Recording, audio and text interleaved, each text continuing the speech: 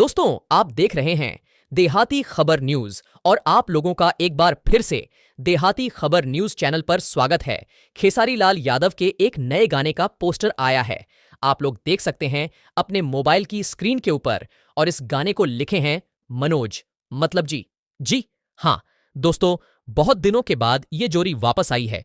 एक समय में लिखा करते थे मनोज, मतलब खेसारी लाल यादव के लिए गाना, लेकिन एक बार फिर से गो बैक कर रहे हैं और बहुत इंतजार भी था क्योंकि एक क्वालिटी सॉन्ग देने में one of the best writer आप लोग कह सकते हैं पुराने समय से ही रहे हैं।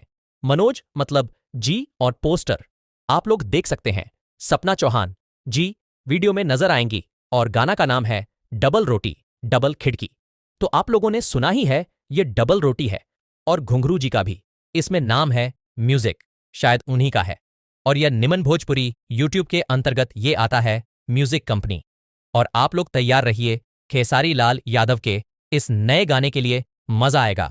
और बहुत दिन के बाद गो बैक हो रहा है तो कुछ नया देखने को मिलेगा। बाकी मैं मिलूंगा आप लोगों से नए वीडियो में, तब तक के लिए जय हिंद, जय भोजपुरी।